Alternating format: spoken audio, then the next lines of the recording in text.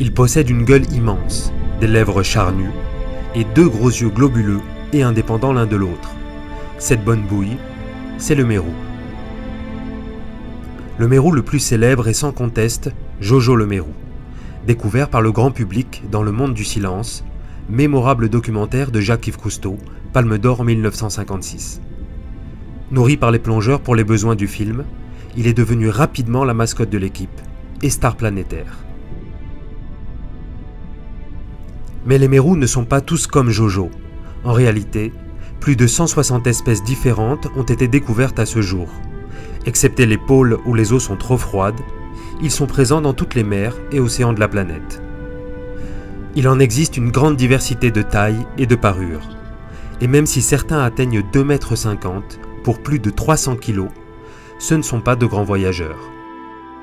D'une manière générale, on peut dire que les mérous vivent près du fond. Ce sont des poissons de, on va dire, type de pleine eau parce qu'ils ont une vessie natatoire, ils ont les nageoires et la forme faite pour nager dans l'eau. Ils ne sont pas forcément posés comme un gobie ou une raie ou une sole sur le fond, mais ils sont quand même inféodés à un substrat et à un territoire. Voilà. Le mérou, on peut avoir une image assez forte en fait, c'est un peu comme le lion dans la savane. Le lion qui est autour de sa zone rocheuse, de brousse et tout autour gravite un tas d'autres animaux parallèles, quoi. C'est un petit peu le seigneur de la jungle marine au niveau de son territoire. Le mérou est un super prédateur, mais c'est aussi un poisson curieux. Et les gros individus, eux, n'hésitent pas à faire face aux plongeurs qui pénètrent son territoire. On ne peut pas dire qu'il est dangereux parce que ce n'est pas un animal agressif proprement parlé. Après, comme tout animal sauvage, le risque zéro n'existe pas, surtout si l'animal pèse 200 kg, une collision peut faire beaucoup de dégâts.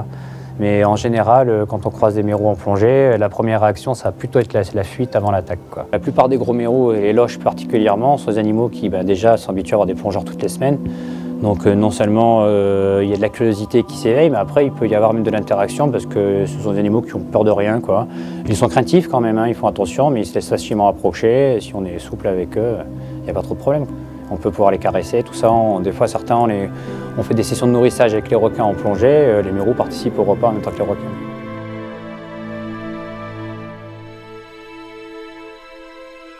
Sans savoir exactement pourquoi, certains individus, comme ce mérou brun de Méditerranée, est beaucoup plus familier que les autres, et recherche même le contact et les caresses des plongeurs.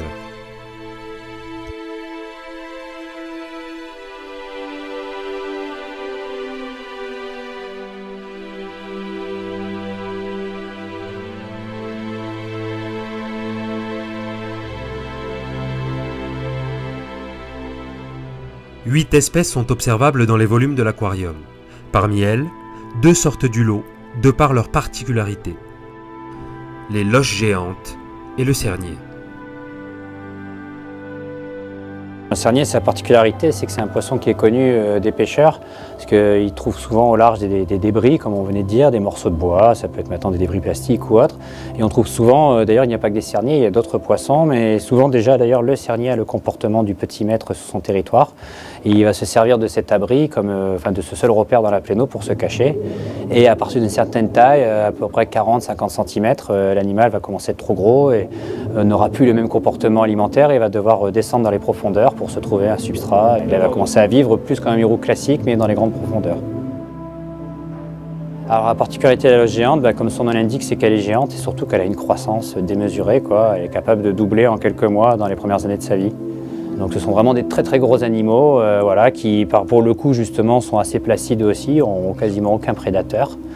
Et par contre, voilà, sont des animaux très voraces puisqu'ils poussent très vite. La reproduction des mérous a aussi ses particularités. Comme chez d'autres poissons, les mérous changent de sexe en grandissant. La plupart des poissons ont ce qu'on appelle un hermaphrodisme. Alors c'est souvent ou dans un sens ou dans l'autre. Le mérou, il est d'abord femelle et il devient mâle ensuite quand il est gros. C'est un cas un peu plus rare. Souvent les poissons sont d'abord mâles puis femelles, mais bon, chez le mérou ça se passe comme ça.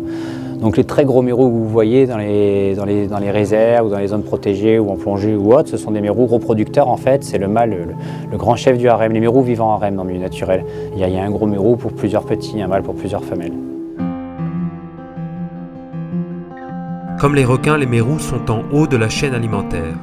Et comme les requins, ils ont un rôle de régulateur primordial dans leur écosystème.